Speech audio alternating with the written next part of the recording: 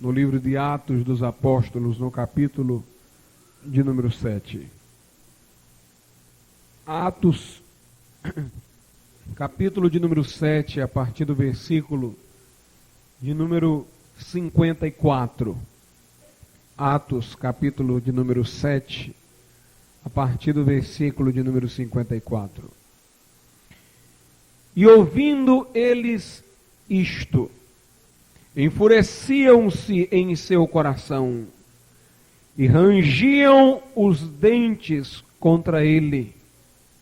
Mas ele, estando cheio do Espírito Santo e fixando os olhos no céu, viu a glória de Deus e Jesus que estava à direita de Deus, e disse: eis que vejo os céus abertos e o Filho do Homem que está em pé à mão direita de Deus.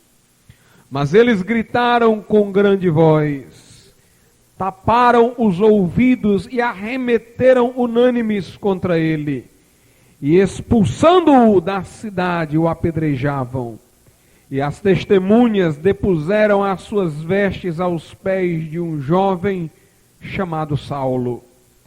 E apedrejaram a Estevão, que em invocação dizia: Senhor Jesus, recebe o meu espírito. E pondo-se de joelhos, clamou com grande voz: Senhor, não lhes impute este pecado. E tendo dito isto, adormeceu. Podeis assentar.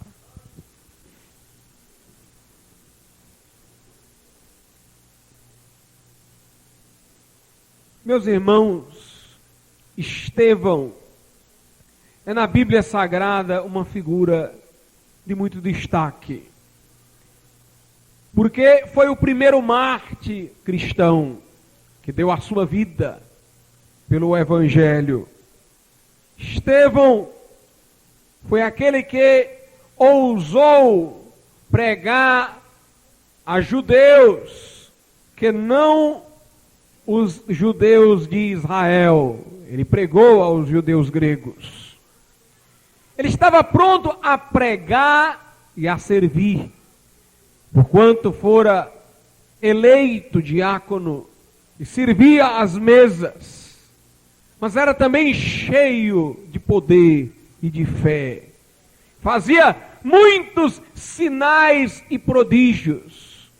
Sua pregação, irmãos, é descrita na Bíblia em termos que não são atribuídos a mais ninguém na Escritura. Se diz que ninguém conseguia resistir à sabedoria e ao espírito com que ele falava. A sabedoria, ou seja, os seus argumentos, que eram irrefutáveis. O espírito, quer dizer, o poder de impressionar, de com o modo de falar, de com a sua presença, perturbar a consciência dos homens. Eu creio, irmãos, que se este homem não tivesse morrido tão cedo, ele teria sido o apóstolo Paulo. Não digo a pessoa do apóstolo Paulo, mas digo que ele teria feito o que o apóstolo Paulo fez.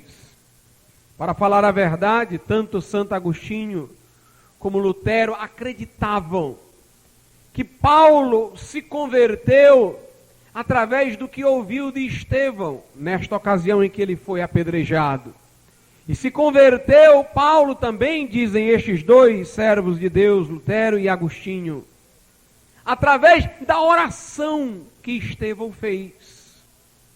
Porque Estevão orou de joelhos, pedindo a Deus que o pecado dos que ali estavam não lhes fosse imputado. Ora, irmãos, o pecado de alguém só não lhe é imputado se ele vier a se arrepender e receber de Deus a remissão de pecados. Estevão não estava de maneira negligente pedindo que Deus saísse perdoando todo mundo, independentemente da condição dos homens. Ao pedir para aquelas pessoas perdão, Estevão estava pedindo a Deus o arrependimento delas.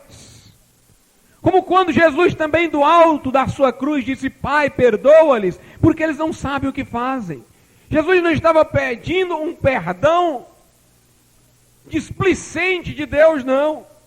Ele estava pedindo, ao rogar pelo perdão, aquela experiência do homem, ou seja, o arrependimento, mediante a qual ele chega ao perdão.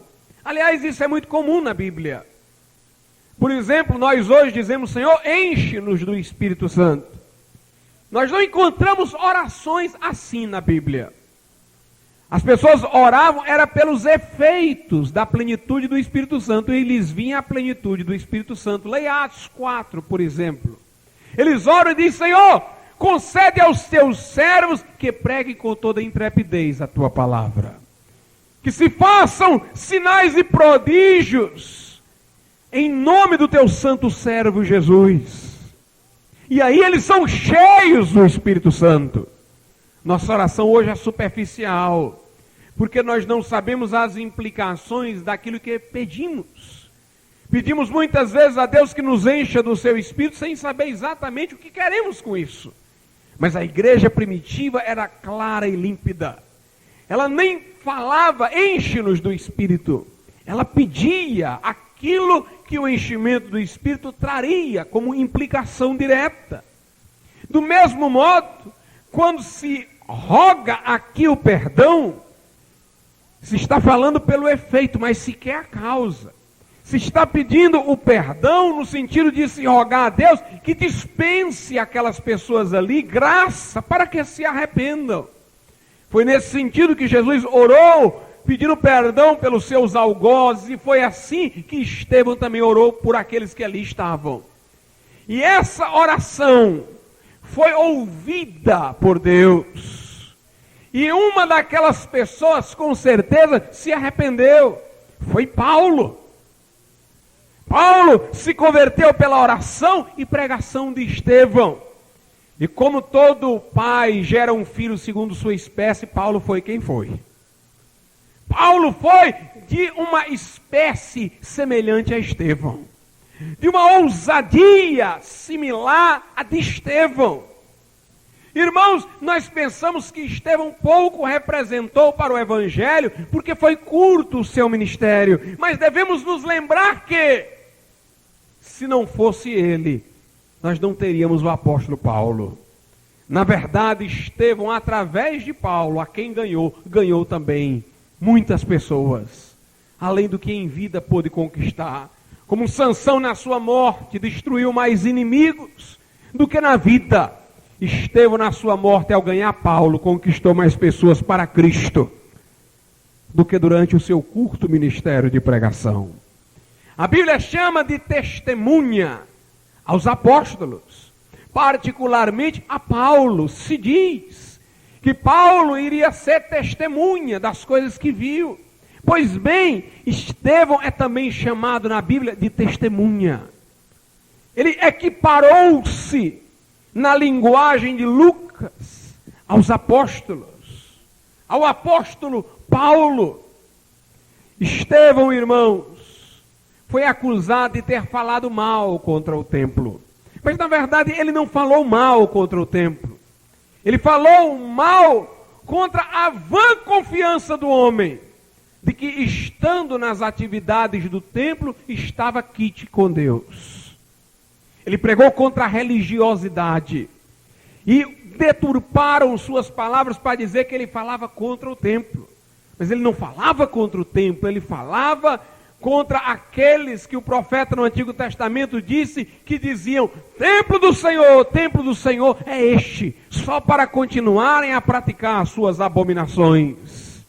O cristianismo, irmãos, se opõe de forma veemente à religiosidade institucional, à confiança no templo. Por isso que certa vez Jesus disse: eis aqui quem é maior do que o templo. Por isso que uma vez, quando os discípulos lhe mostraram as belezas do templo, ele disse: em verdade vos digo que não ficará aqui pedra sobre pedra.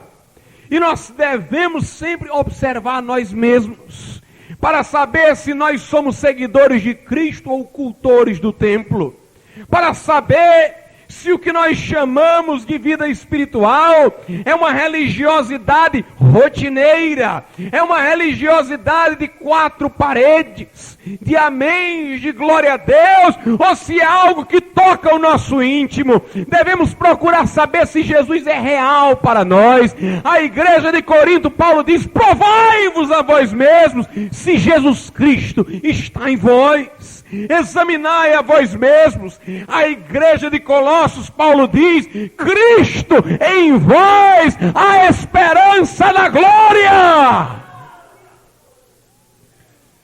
Diz a Bíblia que diante de seus acusadores, Estevão tinha o rosto como de um anjo. Ele exalava o aroma de Cristo. Ele transpirava Deus, como Robert Murray McCain, que ao subir o púlpito após ter orado, pela sua simples presença, antes de mencionar palavras, deixava uma congregação inteira em lágrimas, só de vê-lo. Assim também Estevão era alguém diante de quem os crentes choravam, de emoção, e diante de quem os ímpios rangiam os dentes, porque ele perturbava, com a sua simples presença, ele perturbava, porque ele estava cheio do Espírito Santo de Deus, cheio da presença de Deus, cheio da presença de Deus. Aqui no versículo de número 54 diz: e ouvindo eles isto, enfureciam-se em seu coração e rangiam os dentes contra ele. Meus irmãos, este homem nada fez, senão aproveitar a oportunidade que lhe fora dada no sinédrio para a defesa, a fim de pregar. Estava ali o sinédrio reunido. Saulo não era membro do sinédrio, como alguns dizem. Há alguns que dizem que os membros do sinédrio eram necessariamente casados e que Paulo deveria ser viúvo porque era membro do sinédrio. A Bíblia diz que havia um mancebo chamado Saulo, então ele era solteiro. Esse é o significado de mancebo, virgem. E além disso, ele não era membro do sinédrio, ele não apedrejou Estevão, ele não tinha autoridade para executar o juízo do sinédrio. Ele estava ali como serviçal do sinédrio, como assistente do sinédrio, colhendo as roupas, os mantos que identificavam um membro do sinédrio, enquanto eles se livravam daqueles mantos para apedrejarem Estevão, executarem o juízo coletivo do sinédrio.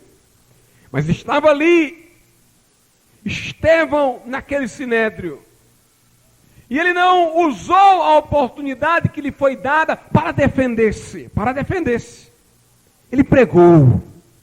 Ele não falou dele. Ele não se ocupou de dizer quem ele foi, quem ele era, de quem ele era filho, o que ele fez, o que ele havia deixado de fazer. Ele começou a pregar o evangelho, irmãos. Ele começou a pregar o evangelho ali. E de repente ele parou no meio da sua mensagem e disse: eu estou vendo o céu aberto. Eu acho que Paulo aprendeu com Estevão.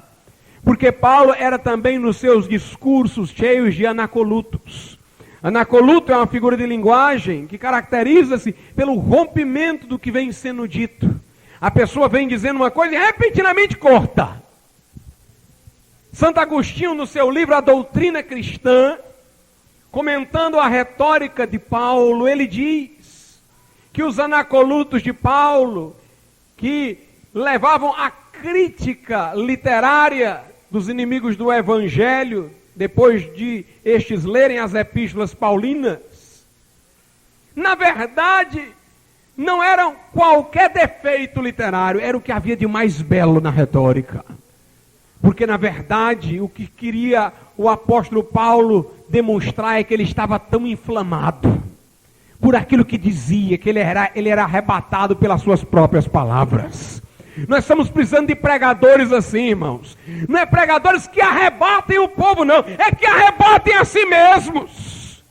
Porque estamos cheios de gente que prega de maneira técnica, conhece artifícios para emocionar, para comover, para impressionar, mas eles próprios estão secos por dentro, áridos por dentro. Nós estamos precisando de pregadores que usem a palavra como espada de dois gumes, que corta lá e corta cá. Gente, irmãos, que fica incendiado pela palavra que prega. Não basta que falemos palavras bonitas. Não basta que falemos de coisas comoventes. É muito fácil. Comover é só ler um sermão comovente de alguém que viveu antes de mim. É só ler um livro comovente de alguém que falou, talvez até inspirado pelo Espírito Santo. Aí eu reproduzo aqui, talvez alguém se emocione. Mas aquilo é só uma retransmissão do que já foi dito. Não é algo que está aquecendo o coração do homem. O apóstolo Paulo, em 1 Coríntios 15, falando da ressurreição, ele corta repentinamente o seu discurso, tão lógico, tão cheio de argumentos, tão cheio de analogias, de comparações, e ele para e diz: onde está a morte, a tua vitória? Onde está a morte, o teu aguilhão? Aos Romanos, Paulo vai falando do plano sempiterno de Deus, vai descrevendo a providência de Deus que governa a história através dos acontecimentos, e repentinamente ele quebra tudo e diz: ó profundidade das riquezas e da sabedoria e do conhecimento de Deus, como insondáveis os teus juízos, inescrutáveis os teus caminhos. Quem conheceu a mente do nosso Senhor? Quem primeiro deu a Ele e depois recebeu, porque dele, por Ele, para Ele são todas as coisas. Glória, pois, a Ele eternamente. Amém. Estevão aqui está falando. E meus irmãos, de repente, ele para e diz: estou vendo os céus abertos. É interessante que o versículo de número 54 diz que as pessoas que ouviam Estevão rangiam os dentes enfurecidos em seus corações. Mas o versículo 55 diz que Estevão não estava olhando para eles. Diz assim: mas ele, estando cheio do Espírito Santo e fixando os olhos no céu, Estevão, irmãos, ele não falou àqueles homens estudando as reações deles. Ele não falou examinando se eles estavam gostando ou deixando de gostar. Ele não viu ranger de dentes. Ele não sentiu a fumaça da fúria de seus adversários, porque ele estava olhando para o céu. Ele estava olhando para o céu. Meus irmãos, nós precisamos de pregadores que estejam olhando para o céu, que estejam olhando para o céu, que não queiram as vanglórias terrenas, que não queiram fazer nome na terra, que não queiram aplausos, mas que tenham os olhos fitos no céu, para fazer a vontade de Deus, para glorificar ao nome do Senhor. Aos Colossenses, Paulo diz: buscai as coisas que são de cima, pensai nas coisas que são de cima, onde Cristo Jesus está assentado à direita de Deus. Olhai para o céu, porque a vossa redenção está próxima. Deus fez o homem ereto para isso, para ele olhar para o céu, para ele olhar para cima, para ele contemplar este firmamento azul, acima do qual está o Todo-Poderoso, o Rei dos Reis e Senhor dos Senhores. A Bíblia diz que ele fixou os olhos no céu, viu a glória de Deus, e Jesus que estava à direita de Deus, e disse: eis que vejo os céus abertos. Estevão não apenas olhava para os céus se abriam para ele. Meus irmãos, nós precisamos de pregadores sobre cuja cabeça os céus estejam abertos. Pessoas que o céu não esteja lacrado para eles, mas esteja aberto.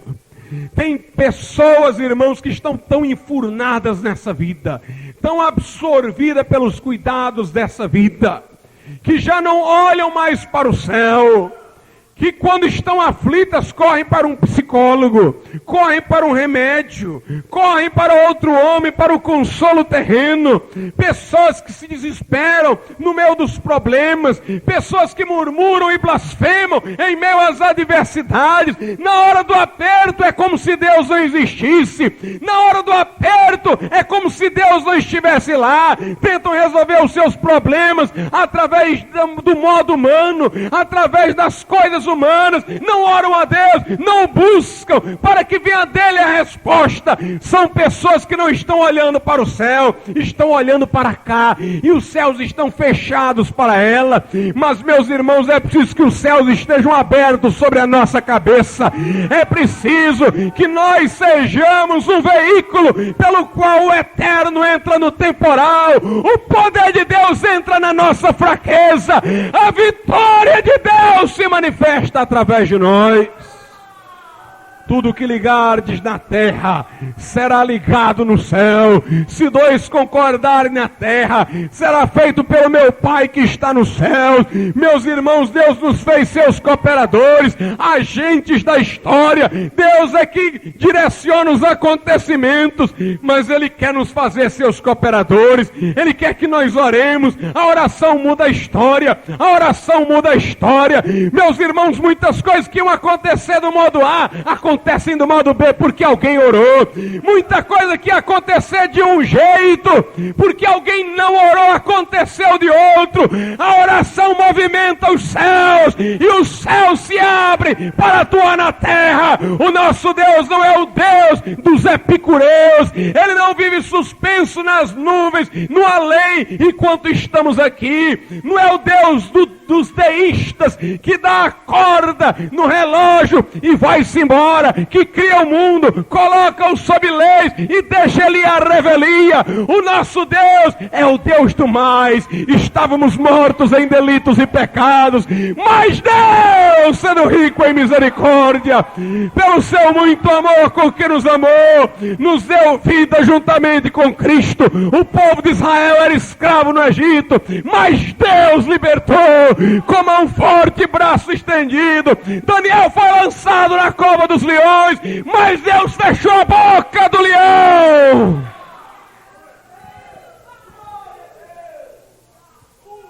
Aleluia.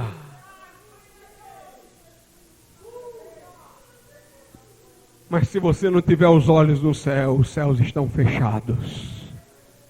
Os céus estão fechados. Mas Estevão olhou e disse: eu estou vendo os céus abertos. Aleluia. Gente rangia os dentes, gente se enfurecia, mas ele dizia: é maravilhoso. Aleluia.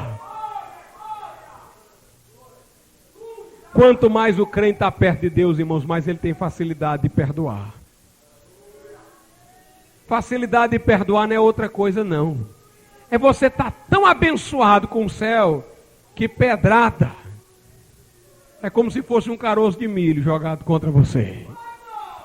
Naquela hora, irmãos, pedra não era pedra. Estevão não queria nem saber das pedras, era olhando para o céu e vendo a glória de Deus. Quando o crente está cheio de Deus, irmãos, os problemas aqui são minúsculos. São minúsculos.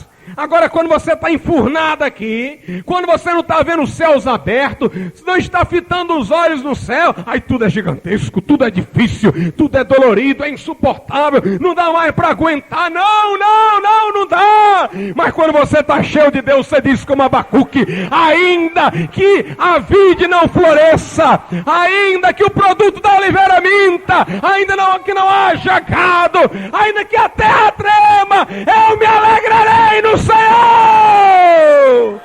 e exultarei no Deus da minha salvação. Paulo diz: porque a nossa leve e momentânea tribulação é o modo como o homem cheio do Espírito fala, irmãos, da tribulação.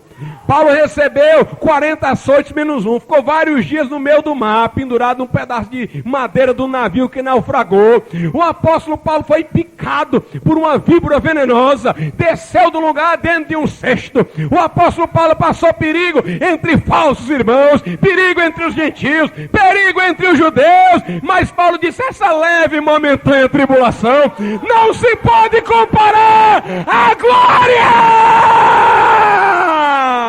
do porvir.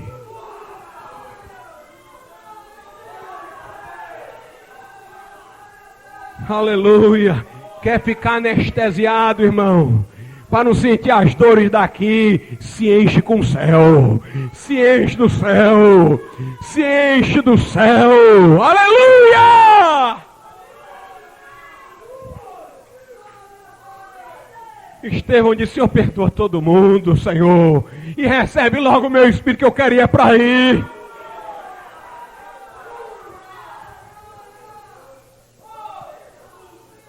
Aleluia. Irmãos, eu imagino como esse Estevão deve ter perturbado aquele povo.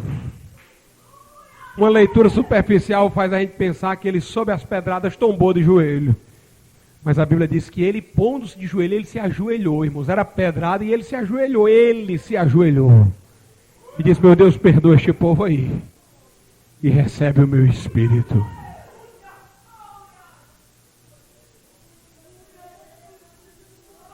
A Bíblia diz que ele estava cheio do Espírito Santo.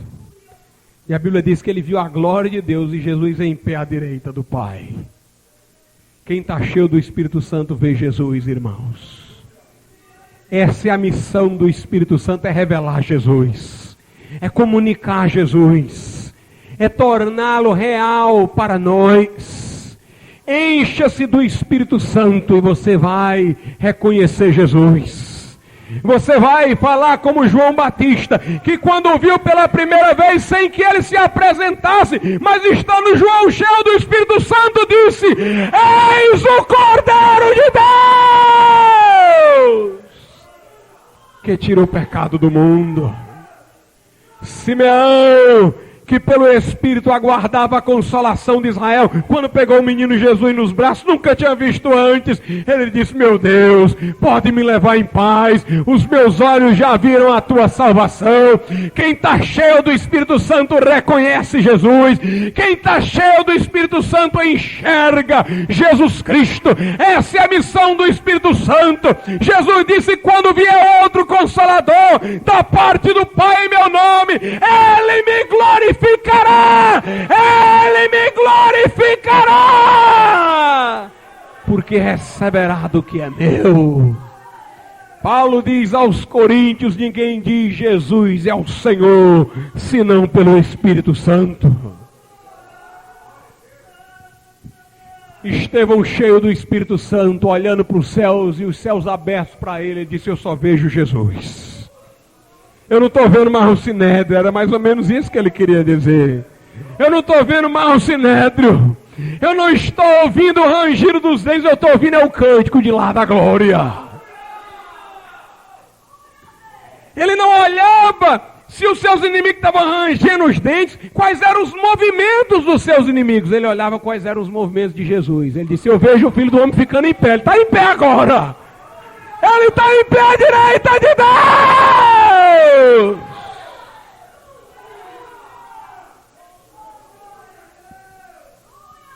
Aleluia.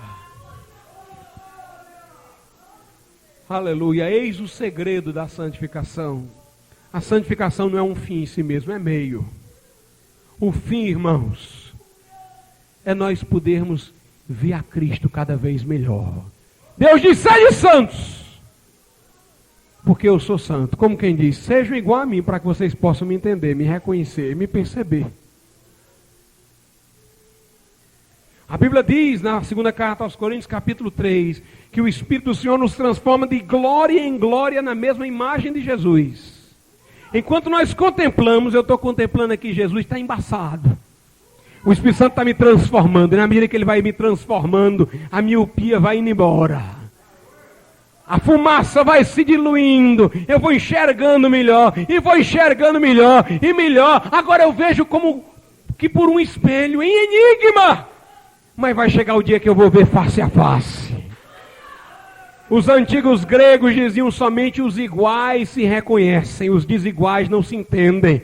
Pois Jesus quer nos fazer igual com Ele, para que o entendamos. Por isso que o céu vai ser glorioso quando tivermos um corpo glorificado, irmãos.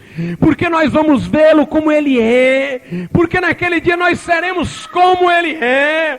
Porque nós já teremos sido transformados até o fim na imagem dEle. E o veremos e o reconheceremos. A santificação é para isso. A santificação farisaica era fim em si mesmo. O fariseu, ele queria fazer o que ele julgava certo, não para alguma coisa. Aliás, para alguma coisa sim, para ele se gloriar. Para ele poder dizer que conseguiu. Para ele medir forças de santidade com os outros. Tu não conseguiu, eu consegui. Mas a nossa santificação não é para isso, irmão. Seguir a paz com todos e a santificação, sem a qual ninguém verá o Senhor. Bem-aventurados limpos de coração, por quê? Porque verão a Deus. Ser santificado é o meio, o fim é ver a Deus. É estar com Jesus, irmãos. É poder reconhecê-lo, estar lá junto a Ele. A santificação se destina a isso. Alguém pergunta, pastor, nós vamos ver a Deus mesmo? Não. Deus na sua divindade, na sua essência imutável, não. Porque Deus habita em luz inacessível, a qual nenhum homem viu e nem pode ver, diz Paulo a Timóteo. E nem pode ver. Nós não podemos ver aquele que é infinito, que enche céus e terra. Mas nós poderemos ver e veremos a glória de Deus na face humana de Jesus Cristo. Jesus é homem transpirando Deus. Eu vou ver a Jesus. E em Jesus eu estarei com Deus. E em Jesus eu verei a Deus, no sentido de que a glória divina de Cristo se estampará em seu corpo. Meus irmãos, Ele fez-se como um de nós e nos faz como Ele. E nos faz como Ele. Ele se fez como um de nós fazendo-se homem. Mas não pôde se igualar a nós no pecado. Ele desceu até aqui, eu me faço homem. Ainda falta alguma coisa, porque eu sou homem santo e vocês são homem pecador. Então agora o que eu vou fazer é em vocês. Eu vou tornar vocês santos. Eu desço até aqui e vocês sobem um pouquinho. Aí a gente fica igual. Meus irmãos, como Jesus quer nos ter com Ele. Leia a Bíblia e veja isso. Jesus diz, vou preparar-vos lugar.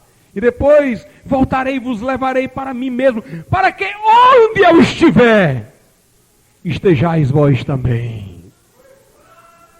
Veja o que ele diz na última Páscoa. Desejei muito comer esta Páscoa convosco. Veja como ele se despediu dos discípulos na ceia. Nunca mais beberei do fruto da vida, até que convosco beba. Novo no reino de meu Pai. Ele já deixou a terra, irmãos, na expectativa de estar junto com os seus outra vez. De estar junto com os seus outra vez. Quando Ele se manifestar, nós nos manifestaremos com Ele em glória. Nós nos manifestaremos com Ele em glória. A Bíblia diz que Jesus é o noivo, a igreja é a noiva. Veja que descrição maravilhosa. Carta aos Efésios.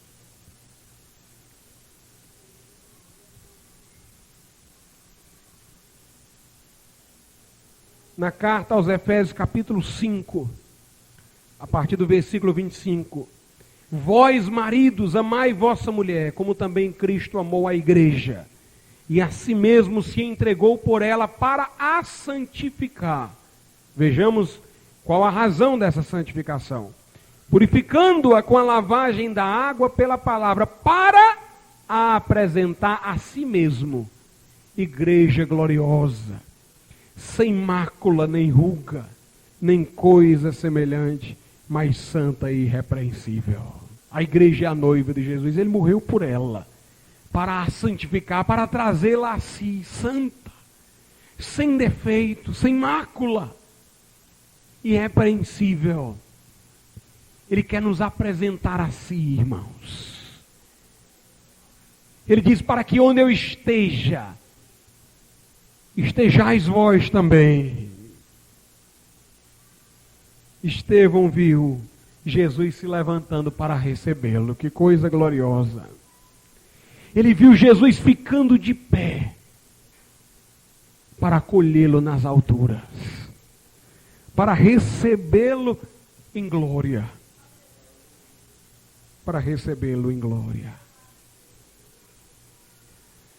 E quando ele caiu de joelhos, versículo 59, ele disse, e apedrejaram, e diz a Bíblia, e apedrejaram a Estevão, que em invocação dizia, Senhor Jesus, recebe o meu espírito. E pondo-se de joelhos, clamou com grande voz, Senhor, não lhes impute este pecado.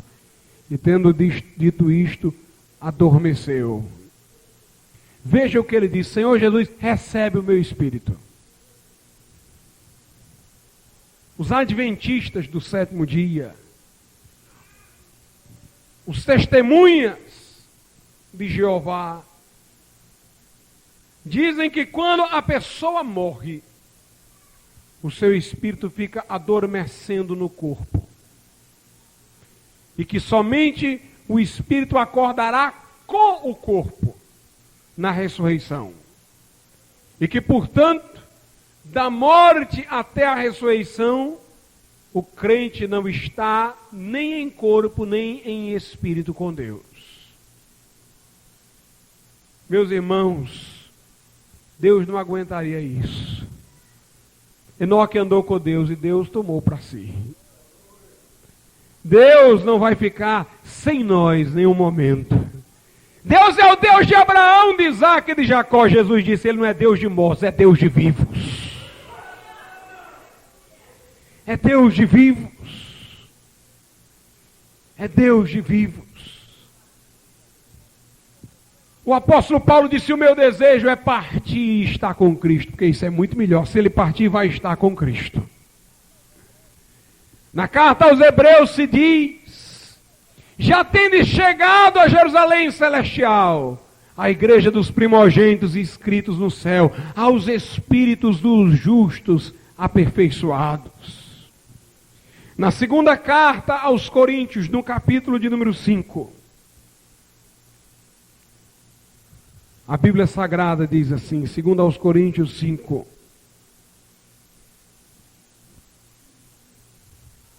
versículo 6, pelo que estamos sempre de bom ânimo, sabendo que enquanto estamos no corpo, viveremos ausente do Senhor. Versículo 8, mas temos confiança e desejamos, antes, deixar este corpo para habitar com o Senhor. Jesus disse ao malfeitor que se converteu ao seu lado na cruz, hoje tu estarás comigo no paraíso. Eu te quero hoje. Hoje nós vamos estar juntos do outro lado. Meus irmãos, a vida que temos é eterna. Se ela é eterna, ela não se interrompe nem pela morte. O crente não perde a salvação, não. E nem tem intervalo na salvação. Se formos salvos aqui, ao morrermos, continuaremos salvos. E inconsciente no pó não é salvo, não. Não tem comercial, irmão, na história espiritual do crente. Não tem intervalo. Por isso que a Bíblia diz, nem o presente, nem o porvir, nem a vida, nem a morte poderá nos separar do amor de Deus que está em Cristo Jesus. Estevão disse, recebe o meu espírito. E Jesus já estava de pé esperando. Meus irmãos, primeiro não foi Estevão que disse, não. Primeiro foi Jesus que se levantou. Jesus já está na frente, já está na expectativa. Ele se levantou primeiro. Depois é que foi Estevão. O Senhor recebe o meu espírito. O crente, quando morre aqui, vai estar com Deus. Imediatamente vai estar com Deus. Não fica no pó, não. Não fica adormecendo no pó, não. Ele vai estar com Deus. O corpo dorme no pó da terra, mas ele vai estar com Deus. O espírito dele vai estar com Deus. Nos céus. Não tem essa história de testemunho de Jeová, não, que 144 mil vão para o céu e os outros justos vão ficar na terra, não. Em Efésios 4 diz que há uma só esperança. Em Filipenses 2... a Bíblia diz assim, Filipenses, no capítulo de número 3, desculpem-me, versículo 20, mas a nossa cidade está nos céus, donde também esperamos o Salvador, o Senhor Jesus Cristo. Nossa cidade está no céu. Nossa cidade está no céu. Na primeira carta do apóstolo Pedro está dito o seguinte no capítulo de número 1, no versículo de número 3 e 4: bendito seja o Deus e Pai de nosso Senhor Jesus Cristo, que segundo a sua grande misericórdia nos gerou de novo para uma viva esperança, pela ressurreição de Jesus Cristo dentre os mortos, para uma herança incorruptível, incontaminável, e que se não pode murchar, guardada nos céus para vós. Meus irmãos, chegou a hora da igreja conhecer novamente do céu, saber do céu. Crente, a nossa esperança é o céu, a nossa esperança é o céu. Eu estou lhe advertindo disso, para que você saiba que aqui não é o fim da nossa jornada, aqui não é o nosso porto, aqui não é o lugar do nosso descanso, não é aqui que está a nossa esperança. Eu quero lhe dizer que você não se apegue a esta vida, não se apegue aos bens, às posições, não se deixe absorver pelos cuidados, não se deixe absorver pela frieza, porque a nossa caminhada é para o céu, e a Bíblia chama ela de carreira. Não é caminhada, não é caminhada de velho na pracinha, não, é corrida, irmãos, é corrida, porque nós queremos entrar na glória, nós queremos entrar nos céus. Quando você saber que vai para lá, você vai perdoar todo mundo, vai ficar igual a Estevão: Senhor, perdoa todo mundo aí, eu quero ir para o céu, eu quero lá saber disso aqui. Eu quero lá saber de ficar com mágoa de ninguém, com ressentimento de ninguém. Se eu ficar com ressentimento, eu continuo aqui embaixo. Eu fico ligado pelo ressentimento, é um problema antigo. Eu fico aqui embaixo, eu quero me desligar, irmão. Eu quero me esquecer do que para trás ficou. Eu quero desatar o meu calcanhar. Eu quero, como Lázaro, tirar as mortalhas logo. Eu quero que alguém chegue e tire as mortalhas, porque eu não estou mais no sepulcro, eu estou a caminho do céu.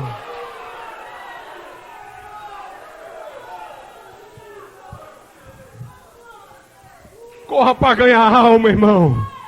Corra para ganhar alma. Acabe com essa frieza. Acabe com essa religião de rotina. Acabe com essa murmuração. Acabe com esse corre-corre que não leva a nada, sem razão e sem motivo. Você é cidadão do céu. Está ao lado do céu.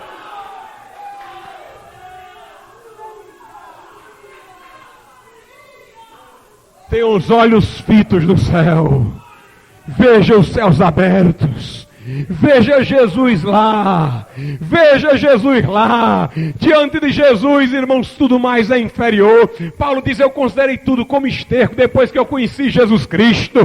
Quando o homem da parábola viu que no terreno alheio tinha um tesouro, ele saiu vendendo tudo que tinha para ficar com o terreninho que tinha um tesouro escondido dentro.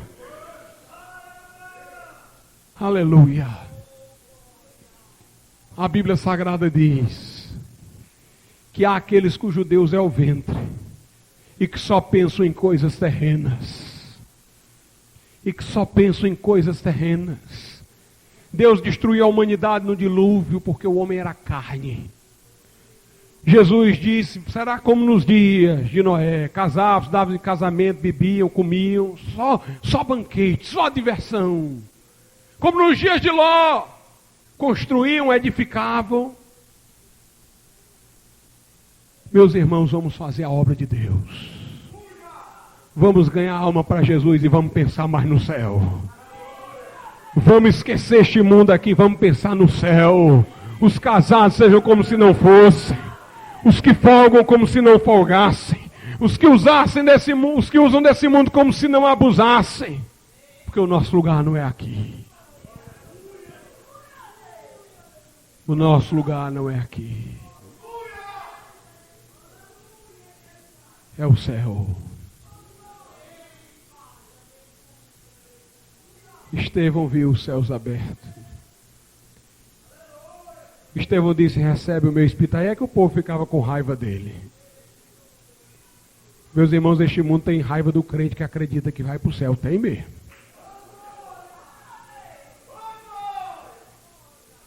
Aquele crente todo terreno. A pessoa diz, esse crente aí é que é bom, ele não fala que vai para o céu, tal. Mas quando o crente chega e diz, eu vou para o céu, tenho certeza. Meus irmãos, esse mundo estribucha. Porque nós vivemos num mundo que queria ter certeza de tudo e não tem certeza de nada. Nós vivemos num mundo onde as pessoas queriam ter convicção e não tem, elas são frustradas. Elas queriam acreditar, elas queriam ter esperança e não tem. Aí quando chega um crente e diz, eu vou para o céu, meus irmãos, o povo se perturba. Que segurança é essa? Como é que ele tem essa certeza? Como é que pode? Como é que pode? O mundo fica perturbado com um crente que diz que vai para o céu. Que vai para o céu. O Dr. Martin Lloyd Jones morreu dizendo, não ore por mim, que eu quero ir para o céu.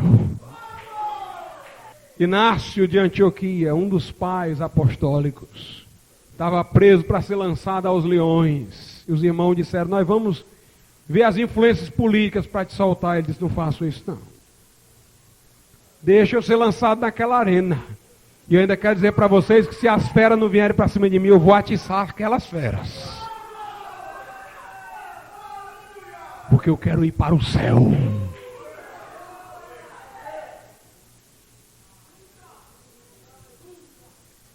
Aníbal Pereira dos Reis conta que ele começou a questionar se deveria continuar a ser padre. Quando ligaram para ele que era um padre, para ele dar extrema-unção a uma pessoa que estava morrendo. Na mesma rua tinha morrido um crente. Aí ele entrou na casa errada, entrou na casa onde o crente é que tinha morrido. Quando ele chegou lá, estava todo mundo louvando a Deus. Ele disse, que negócio é esse? Até que ele descobriu que estava na casa de crente.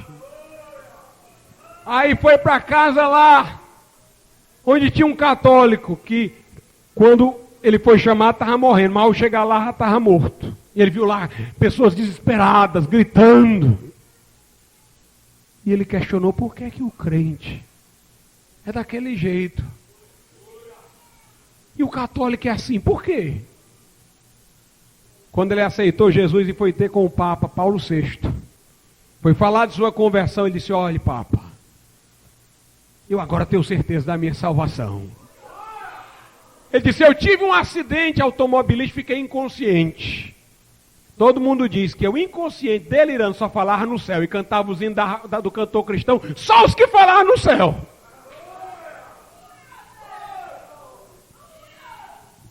O Papa disse, eu estou admirado, mas não consigo entender como é que o homem é salvo só pela fé. Coitado, deixa aí. O avô do pastor Helenay Cabral, da Assembleia de Deus de Sobradinho,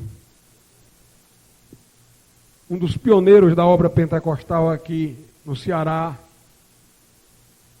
morreu assim. Ele caiu de um lugar, saiu rolando, tinha uma cerca, ele já velho, morava só, saiu rolando na cerca, ficou todo ensanguentado, o encontraram todo ensanguentado lá, depois de muito tempo. Quando chegaram lá, estava aquele velho, todo arrodeado, de arame farpado, sangrando, e dizendo, glória a Jesus!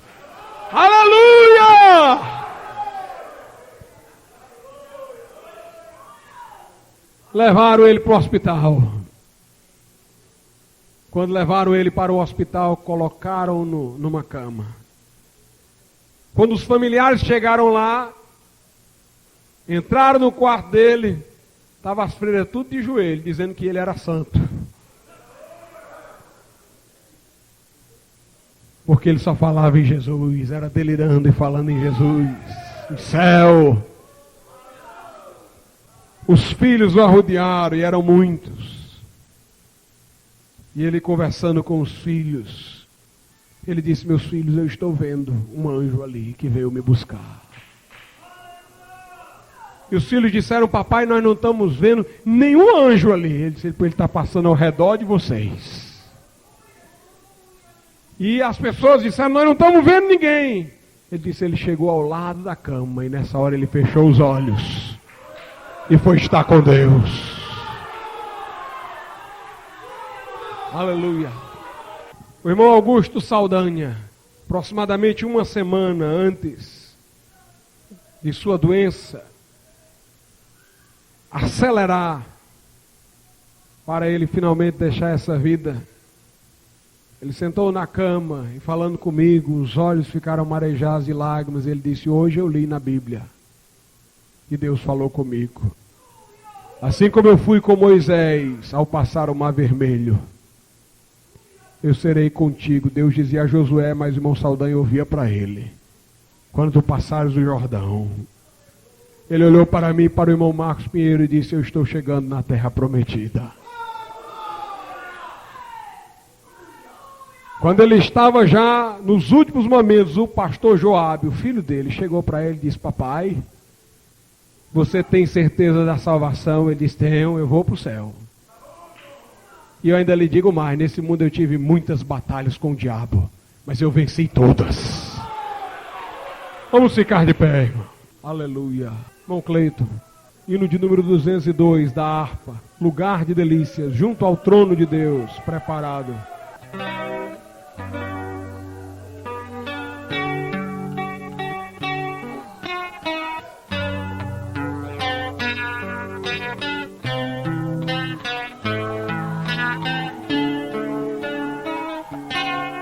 Junto ao trono de Deus preparado,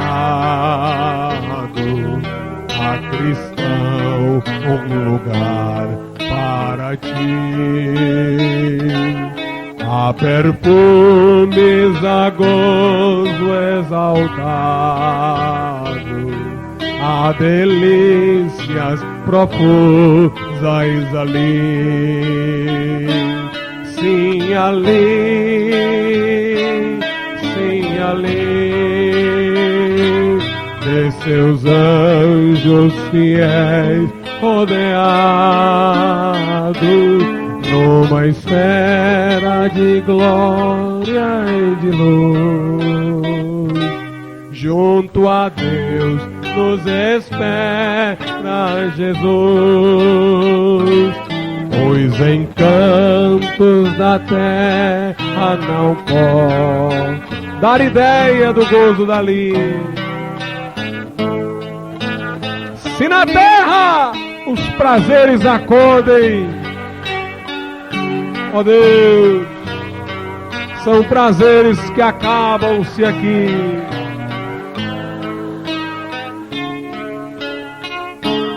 Mas ali,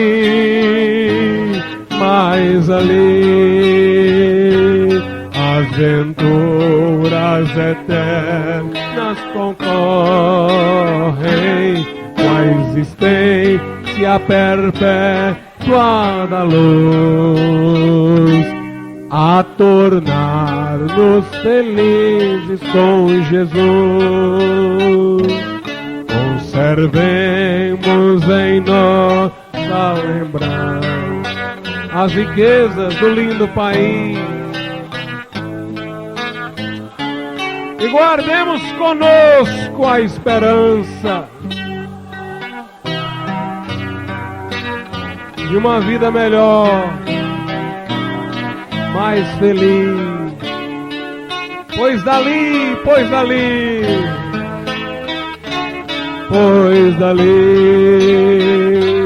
uma voz verdadeira não cansa de oferecer-nos do reino da luz protetor de Jesus.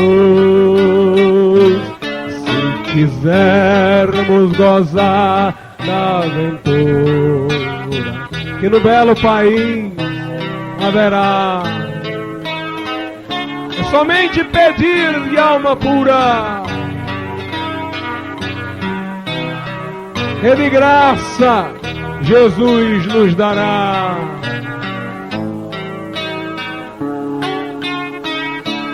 Pois dali,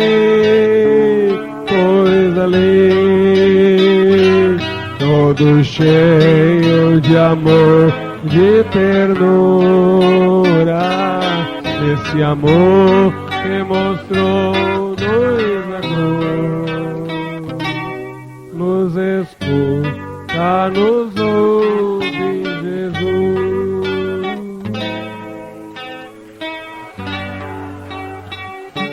Aleluia, aleluia, aleluia. Se houver alguém aqui que não é crente ainda, e nessa noite quer entregar o seu coração a Jesus, levante a sua mão, nós vamos orar por você. Você que ainda não é crente, nunca fez uma entrega total, incondicional da sua vida a Cristo, mas nessa noite você quer aceitar a Jesus como o teu Salvador, levante a sua mão como eu estou fazendo aqui no meu lugar, e nós vamos orar por ti. Onde está a primeira pessoa? Onde está a primeira pessoa que tem a coragem de levantar a sua mão em sinal de que quer render a sua vida a Jesus? Jesus disse: aquele que me confessa diante dos homens, eu o confessarei diante de meu Pai. Mas aquele que tiver vergonha de mim, eu também terei vergonha dele na presença do Pai. Se Deus está falando ao teu coração, não endurece o teu coração, não fecha os ouvidos do teu íntimo para Ele.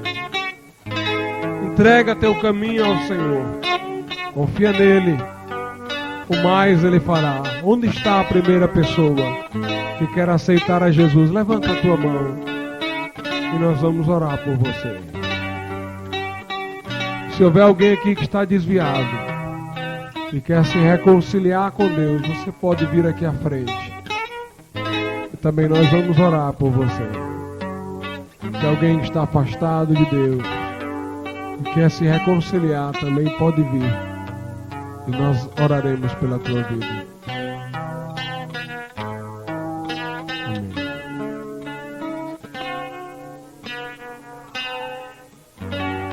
Venha em nome de Jesus.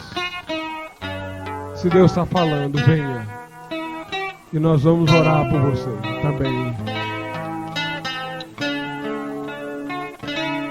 Quem mais hoje precisa acertar o seu passo com Deus? Confesse, se arrependa, se derrame na presença de Deus. Ele é poderoso para restaurar. Aqueles que se humilham na presença de Deus serão por Ele exaltados. Mas aquele que se exalta será humilhado. Ponha-se diante de Deus agora e nós oraremos pela tua vida. Amém. Vamos orar pelo nosso irmão que tão corajosa e humildemente veio à frente, irmão Horácio, para acertar qualquer coisa com Deus que precisa ser acertada. Há lugar para você também. Se Deus está falando ao teu coração, venha. Pai querido, Deus Santo, Deus Supremo, te louvamos, ó Pai. Te louvamos pela tua palavra que reina, que prevalece, que dirige essa igreja, Pai. Nesse momento eu te suplico pela vida do irmão Horácio, do meu irmão que também está ajoelhado, ambos, buscando de Ti o favor, a misericórdia, a restauração, Senhor, do coração, a restauração do altar. Dá-lhes poder para que façam Tua vontade, meu Deus. Dá-lhes vigor do céu, graça interior, Pai, para que robustecidos por dentro, na graça de Deus, sejam vitoriosos por fora, Pai. Perdoa pecados. Ó meu Deus, lava o coração. Dá a consciência, a paz perfeita da reconciliação. Em nome de Jesus, ó Pai, trabalha. Opera nesse momento. Em nome de Jesus. Amém, Senhor.